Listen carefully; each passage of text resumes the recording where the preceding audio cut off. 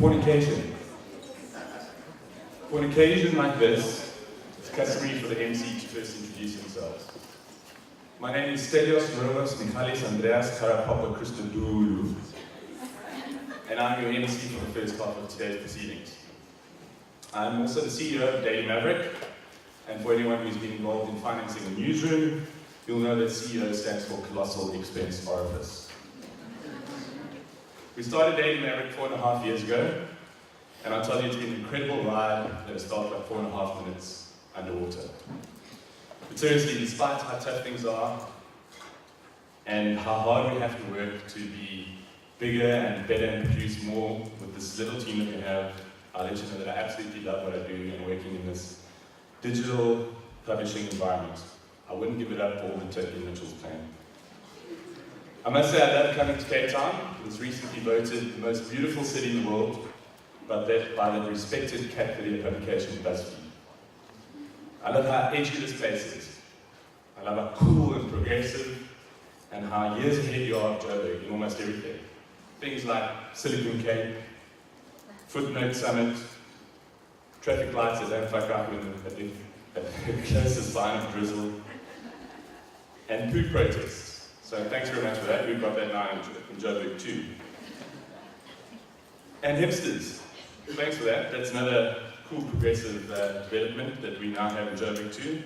Every time I come here, it's like stepping into a human zoo and watching these creatures wandering the streets, everyone engaged in the competition of who has the worst haircut. Some of you may know my editor, Branko Brikic, or as I like to call him, my only challenger in the race for the most difficult surname in digital publishing. I'm sure some of you have met him. If you've been to any one of the 45,000 coffee shops in the Cape Town CBD, you're likely to bump into him at some stage. He's been living in Cape Town for almost a year now, and we still have to stop and take a selfie of the mountain every time we're in between meetings. Do you know what is the only thing more irritating than a Joburger who's just moved to Cape Town? Nothing. Please excuse me if I'm a little nervous. I'm new to this emceeing thing. The other reason I'm nervous is that the last time I was in front of a crowd this big, 2 Mexican midgets and a goat ended up pregnant. You'll excuse me if I drop the odd F-bomb. It's a habit that comes from working with a bunch of journalists and being miseducated in PE. But enough about me and the Daily Maverick and the 2 books that we've got coming out, available at your nearest bookstore or ebook distributor. We're here to talk about digital publishing, and we're at the Footnote Summit, which is an incredible event that I think has been a long time coming. Just like Wesley Lynch's waist size, it's doubled in size since last year. And we're here to learn a little bit more about what's going on in this digital publishing ecosystem that we work in. We've got some great speakers lined up for today. We're going to be sharing some insights, some trends, and some things that scare the bejesus out of them. So I'd like you to take the opportunity to ask those questions when it does come up, and also engage with the people around you. That's where the real magic happens. It's kind of like a conference Tinder, except it doesn't have the swiping to the left or the right, or those creepy guys who forget to change their wedding profile pics. So our first speaker for today is Ben Williams. Ben is the founder of Books Live. He works at the crossroads of publishing, retail, and digital technology. He founded and runs Books Live, which is South Africa's top source of local publishing news, and was acquired by Times Media in 2011. His current focus is on developing new book publishing and e-commerce opportunities within the Times Media Group, and today he's going to be talking about the future of the book within the digital publishing environment. Ben, if you come up, please.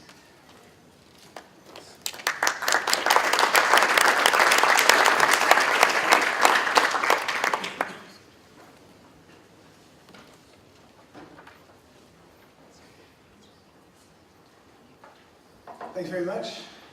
Good morning. Welcome to the Footnote Summit. I'm a bit bleary-eyed because I stayed up and watched the football last night. I think it's fair to say that having seen that opening ceremony, that South Africa wore it better 4 years ago, hey? But Viva Brazil, Viva, I hope they take the cup. So, I am here to give you a short presentation on my thoughts on the future of the book. Before coming here, I asked people in the book business to sum up that future in a single word. And some people said assured, some people said ephemeral, some people said bright, promising, shaky. One person said Amazon. Complicated was my favorite of all the responses, however. Because it's true, the future of books is not straightforward. We know more about it than we used to know, but it's also the case that we're very likely in for some surprises. And this presentation is a summary of my recent thinking on the subject. So, firstly, a little bit about me. There's my Twitter handle. I am originally from Chicago. I've lived here for 20 years and am now a happy South African citizen. I published a novel and a cookbook, and I'll leave it to you to determine which one did better in the market. I founded Books Live, as mentioned, and I still run it, and I'm also the Sunday Times Books editor, and I bear the grandiose title of Head of Books and E-Commerce at Times Media Group. And last, as this picture shows, I'm a hopeless geek. I am a person who likes to watch both books and digital simultaneously, and I have a pair of Google Glass, which I will abuse later today and probably take your picture with. So just to give you a roadmap, I'm going to cover recent developments in the main points of the book publishing value chain: book selling, ebooks, writing, libraries, and finally publishing. Right, so let's kick off with a quote from Gibbon and the decline and fall of the Roman Empire. What Gibbon writes summarizes my fear for our great messy empire that is the book value chain. From writing to publishing to distribution to marketing to book selling. This quotation probably applied to the music industry at one point. They held on too tightly to what they had, and they essentially lost it. So this summarizes my fears for our industry. More than freedom, we wanted security, and we might, as a result, decline and fall. Fortunately, for the book's empire, books are inherently different from music. The fact that the form a book takes is not ephemeral and lends itself to inertia has helped players in our value chain hold on and defend what they had, and even to colonize new territory at a reasonable pace. That said, in the digital age, there's a threat around every corner. Consider this quotation from Stephen Elam. He said it in 2011. It's from his famous Burning Platform speech. If you haven't read the Burning Platform speech, do look it up. Essentially, when you're on a burning platform, you have two choices. The first is to jump off the platform. The second is to stay and fight the fire. And in 2011, he was bullish enough to say, okay, Nokia we're on a burning platform, but we also have this fantastic mid-range operating system called Symbian, which of course crashed and burned with the rest of Nokia after it was acquired by Microsoft. So in other words, in 2011, it was possible to both be aware that you were on a burning platform and to be bullish about your product. The question that we who work in books need to ask is, are we collectively standing on a burning platform or not? And if we are, then what do we do to avoid Symbian's fate? And if we aren't, then what do we do to ensure that we have an enduring legacy? So let's look at some recent developments in books and publishing. Getting back to Amazon. And the various nightmares it has created for our industry in recent times. First, it killed agency pricing. Then it turned off the sales spigot during negotiation terms, including the sales spigot for this guy's book, Stephen Colbert. He started a campaign last week called I Didn't Buy It on Amazon. His book is published by Hachette, and he's giving out stickers and stuff. He's telling you where you can get the book, and he's asking you not to buy it on Amazon. Because, of course, Amazon is putting the squeeze on his publisher during sales negotiations, and it's hard to get his book on Amazon. He's not happy about that. But what's interesting about what's happening with Amazon right now is you'll notice they didn't go after Penguin Random House. You know, with the merger of those two giant publishers, I would say we are definitively at the end of what I used to call the interregnum. The interregnum, I don't know what's happening next door, it sounds like a lot more fun though. Anybody who wants to go next door, at this point we'll give you 5 minutes. The interregnum is, of course, the period between kings or queens, the period between rulers. And for about a decade, starting in 2004, we had a nice interregnum when a whole bunch of things were possible. And Amazon steadily ascended to the throne, And I think that the merger of Penguin and Random House is sort of the final recognition that there is a new king in our business. It's Amazon, and in order to fight Amazon, you need more power. And so I would say that the Penguin Random House merger is probably the start of a bunch of consolidation on the publishing side, because in order to fight Amazon, you need to have enough power. And you'll notice that Amazon hasn't started putting the squeeze on Penguin Random House yet. But Amazon's tactics do prove that ours is a business that is still worth bargaining over. It's worth billions of dollars. So much of real value is at stake, in fact, that authors are starting to rally on behalf of their publishers. When does that ever happen? Never. So you've got Stephen Colbert rallying on behalf of Hachette. And in short, essentially, when people are fighting over something, it's valuable, and in the short term, the book business looks pretty rosy, I would say, despite the machinations of our king. This is my favorite quote about Amazon. It's from the famous literary agent Andrew Wiley. The other thing, of course, is that Amazon no longer just sells books. It sells a whole bunch of other stuff. They are deeply into refrigeration. If you want to buy a refrigerator, you can buy it on Amazon. Because business models surrounding other types of products, like refrigerators, are, to put it gently, way less of an absolute quagmire than books. I mean, books messed up Google's great plans, let's not forget. It's likely that the logic of the bottom line will eventually catch up with Amazon and make it less geared into books, and thus create spaces for book people to establish new lines of business. This isn't to say that we should pin our hope on Amazon's laziness, just that books have the habit of reverse institutionalizing the people who think that they can control. Now, Amazon presents the view from sort of the top of the book business. What about the grassroots? What about the bottom up? In India, books and newspapers are growth sectors. I work for a newspaper and I'm starting to publish books. I should probably move to India. The assumptions that apply to our business models here don't apply in India. So just as books can reverse engineer entire companies, so might a foreign business model like this one, for example, reverse engineer ours. Look at all the things that are wrong with this picture. The boy probably can't read. The book probably is a pirated copy. The object that's being sold is simply a commodity. The systems of exploitation that bring the book to the car window are abhorrent, but it's business, and one thing we must not do is think that our ideas are the most progressive and that our path is the best one. There's a completely different path that books are taking in example for example, India, and who knows what that'll do in terms of the way it affects us. Okay, let's talk about something that the kid in the previous slide won't be able to sell at your car window. Does anybody agree with this quote? In 20 years, in the space of one generation, new print books will be as rare as vinyl LPs. You'll still be able to find them in artsy hipster stores, but that's about it. It's Jason Murkowski. He helped invent the Kindle. He wrote a book called Burning the Page. Very nice title. Anybody agree with this? 20 years? No? I don't either. I think it's really hubristic. I think it doesn't take into account the fact that, unlike vinyl, books never went extinct. Books are still here. And also, books resist. They resist the stuff that you try to do to them. Books resist that. So I think it's fair to say, however, that there will be consequences for book selling, that this quote speaks more about book selling than it does about books. Because book sellers, exclusive books and the like, they are going to have to compensate for the revenue that they lose to ebooks. And bookshops will have to essentially, some of them at least, employ the tactics of pharmacies and selling categories far distant from their products. So when I read Jason Murkowski, I take it with a grain of salt, and I actually think he's talking more about where you buy your books and how you get your books than the books themselves.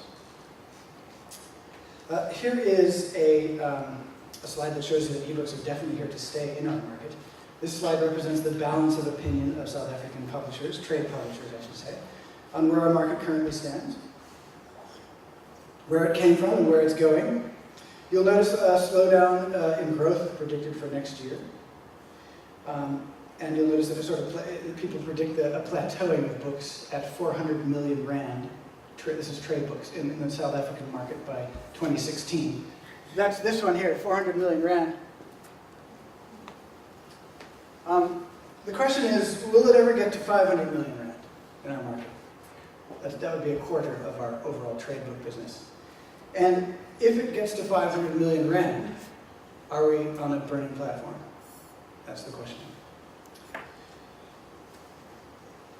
So now here's an intentionally fuzzy and difficult to read slide to gesture to the fact that ebooks do change how people read. Physical books are integral to a reader's identity. Your bookcase is sort of like your mirror. You remember when you read that book, you remember what was in that book, you remember how you identified with that book. That's not the case with ebooks. And this fact will likely drive the future of the format. So shorter content, definitely. Multi-platform or even platform-agnostic content. That will feed a reader's sense of self better. And that's the key thing about books, is they feed your sense of self. So ebooks need to do that in order to thrive. Shorter, multi-platform ebooks will feed your sense of self better. They'll outperform content that's simply a digital replication of the physical format. So in terms of the future of ebooks, this is where I see ebooks going. What about the people who are writing books today? Here's that old chestnut from that old nut, Tim O'Reilly. Tim O'Reilly, of course, is one of the people who found that he couldn't change books. So he dropped books like a hot rock. I don't know if anybody went to a Tools of Change conference. There is no more Tools of Change conference. He jumped ship over to the Internet of Things, and he's doing that now. And the reason is because he found that he couldn't actually digitally innovate the way he wanted to in books, because books resisted. But he's still, he's still occasionally, he's full of sound bites and fury, but he still occasionally says something that's worth checking out, and this is a good one. The problem for most artists is piracy, it's obscurity. One person's threat is another's opportunity. The systems that enable and drive piracy pose a threat to probably more than 50% of the people in this room, and represent a chance to compete to the other 50%. Expect more players in the grassroots book value chain, the self-published authors, the indie publishers, the literary hackers, and so forth, to use digital piracy to outflank the mainstream. Burning platform, anybody? This is probably my most complicated and contentious proposition for the future of books. That's a quote from, that's a screen grab from a Twitter search of Lauren Bucas's tweets involving the word deathmatch. She likes to use the word deathmatch a lot. And increasingly she uses the word deathmatch, she applies it to literature. There she is talking about Patrick Ness, of all people, in relation to the deathmatch. She says she thinks that literary prizes would be more fun if authors had to have a deathmatch in the arena instead of just being judged by judges. And what's interesting about the word deathmatch is that it's a genre term, it's a term from genre. And the fact that ebooks have become so easy to distribute, enabling this veritable typhoon of self-publishing, has consequences for mainstream fiction, publishing like Lauren as well. She's one of our brightest publishing prospects.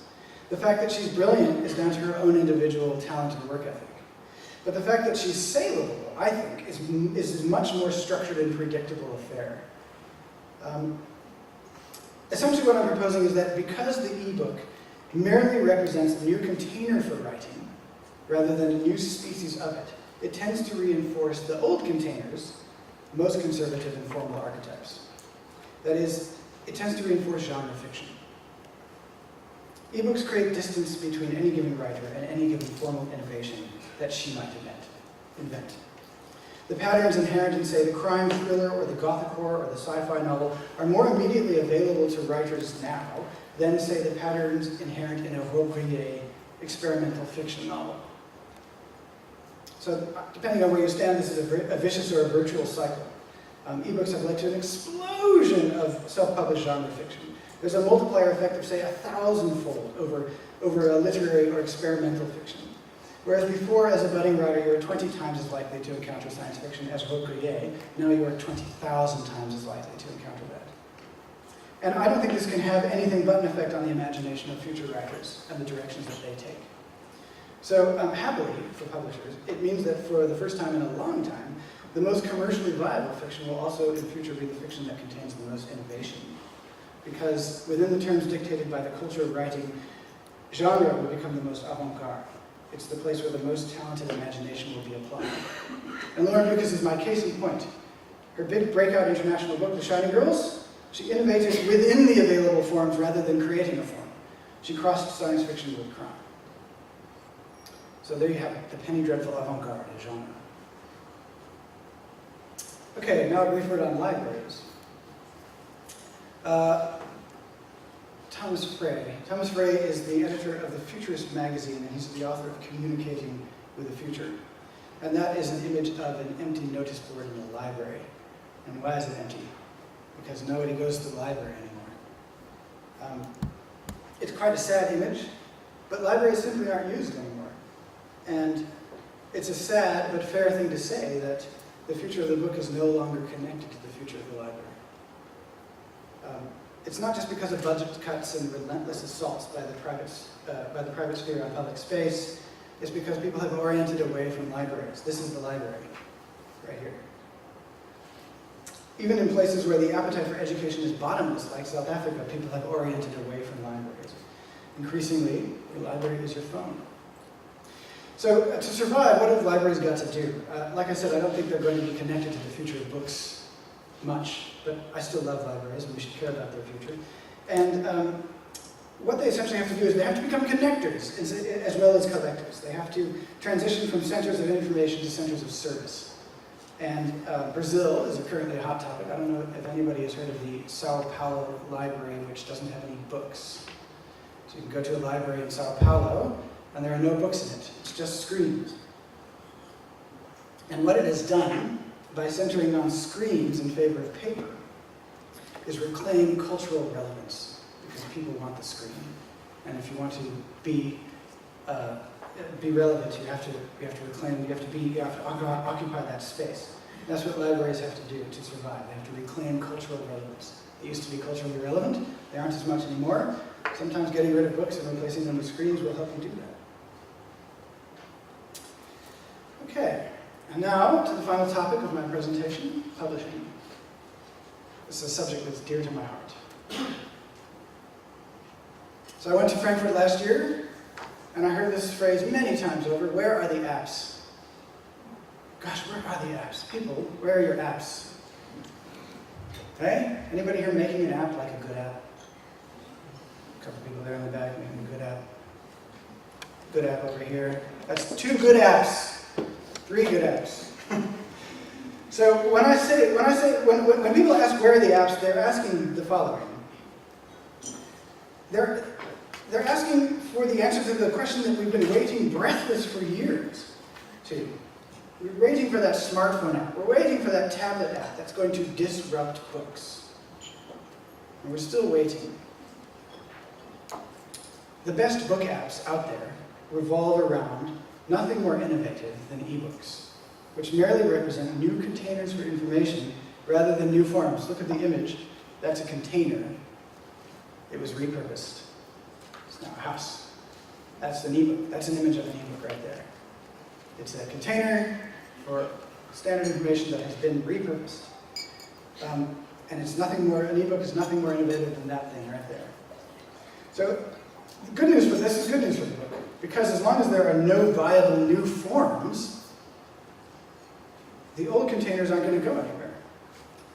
And our publishing activities will remain recognizably similar to the publishing activities of last century, which is very good news for our dog-eared old friends. So just linger on that image. Where are the apps, that are not simply providing new containers for stuff we already do? What's it called? What's that thing called? That thing that hasn't been invented yet, that doesn't have a name, that delivers narrative experience in a new way, that you can buy with cell phone money, that changes how you read, and that's not called a book or an ebook, called something else. What's that called? We don't have that name. We haven't seen that thing yet.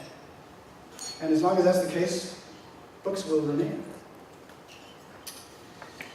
This is a quote from our good friend Mike Shatskin. I'm sure everyone here knows Mike Shatskin, but if you don't know Mike Shatskin, Google him, find his blog, and become an acolyte of Mike Shatskin, because he's the best thinker on the future of publishing that there is, I think. So soon every university, every law firm and accounting firm and consulting firm, certainly every content creator and other media, as well as most manufacturers and retailers, will become book publishers too, he said. And he said that about 6 months ago. And ain't that true? Hey, because why? Well, the barriers to entry have fallen. Anybody can publish books now. This is another happy equation for the future of books, of course, because more publishers means more books. But it's also a burning platform warning. Because what if the new publishers take over the space of the old ones and start to crowd them out? How can established publishers defend against the lower barriers to entry to our business? Here's a case in point. My business.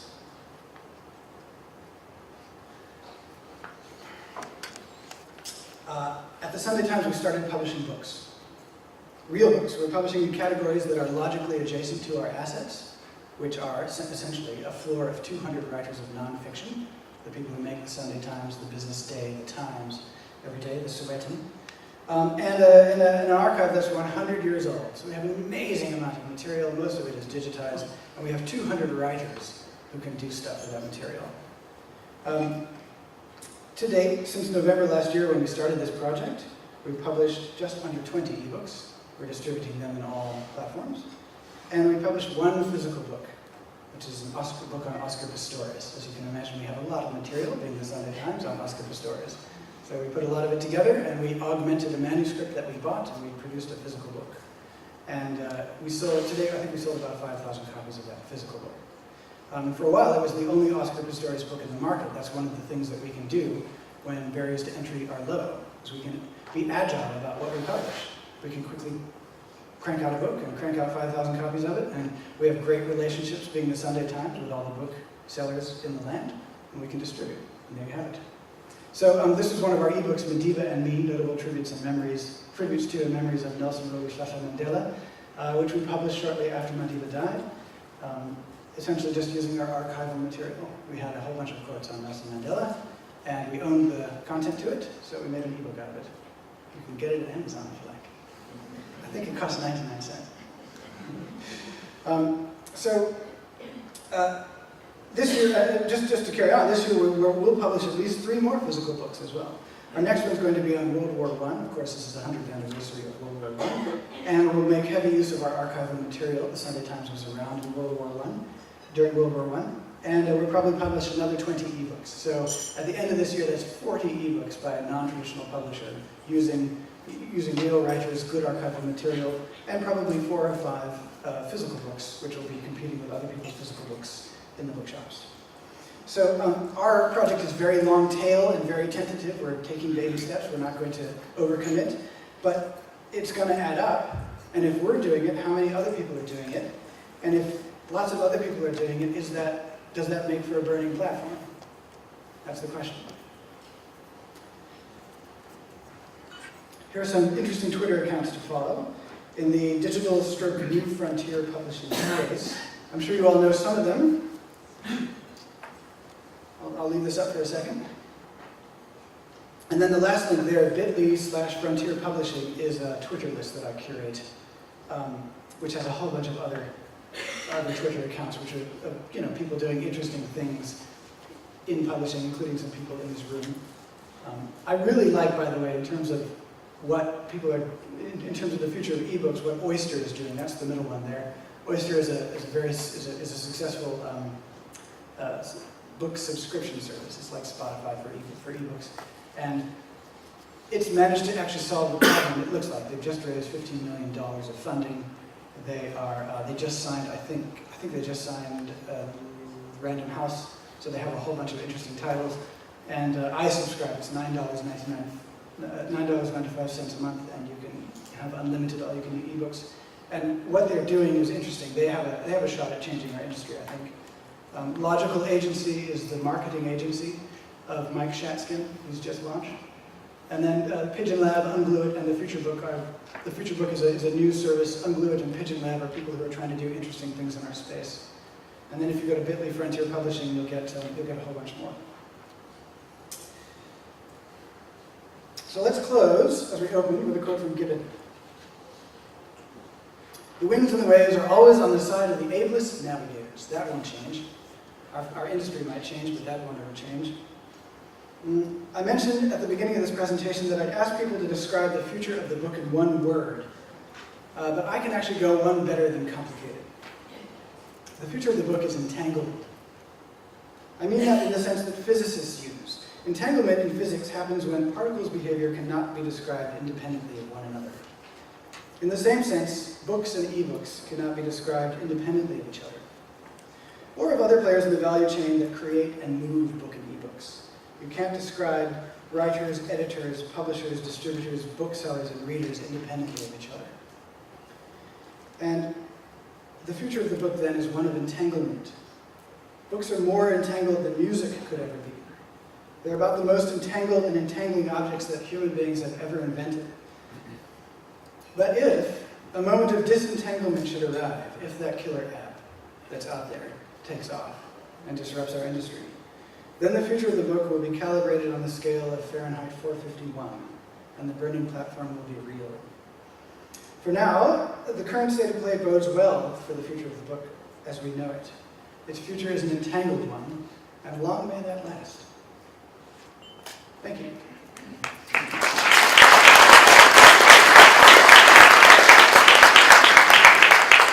That's the address for the slideshow, by the way.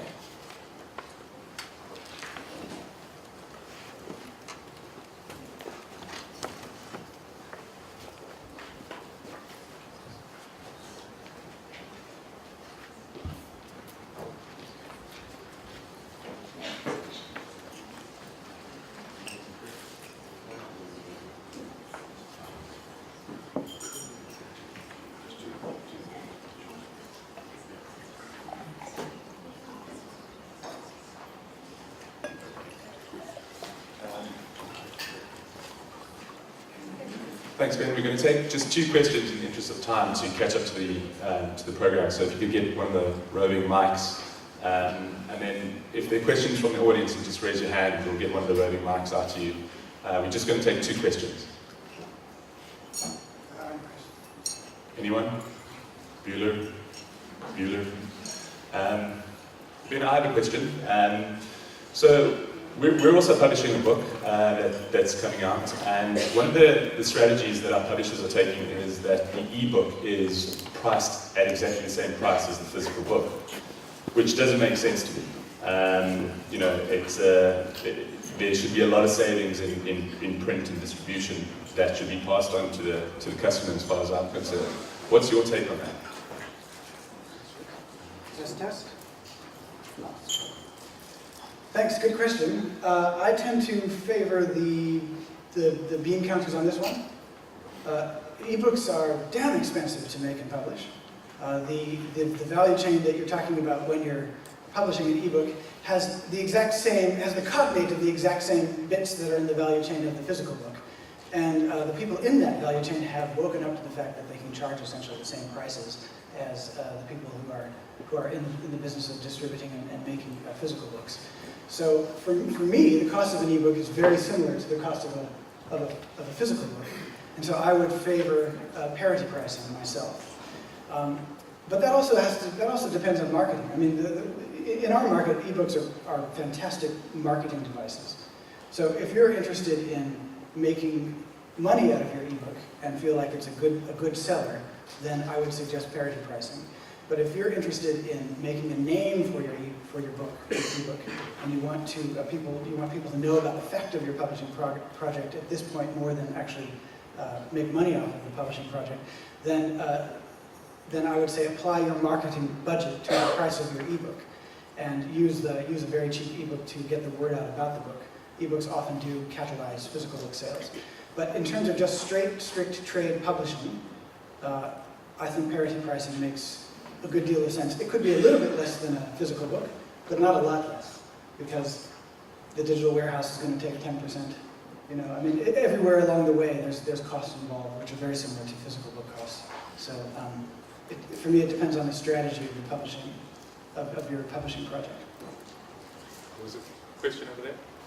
I just have a question about your stats you showed. Could you maybe expand on that, where you got those stats from? Does it include educational, for instance, or training? The question was about this slide. Where did I get these statistics? I got these statistics two ways. Firstly, I used to work at Exclusive Books, so I know the overall value of the trade book market. This is a trade book market, trade books. And secondly, I work through Books Live, I work with all the major trade publishers. So I essentially have polled people within these organizations and taken their data and basically averaged it. So it's definitely a thumbs up, but it's also somewhat real. It's also relatively realistic in terms of the way the big publishers are showing numbers. This is not South African books. This is trade books in the South African market. So this includes, international titles that people download on Amazon, etc. So if our trade book market is 2 billion, then in theory, our ebook market value today is 250 million. Some people go lower than that, some people go higher. That's my average.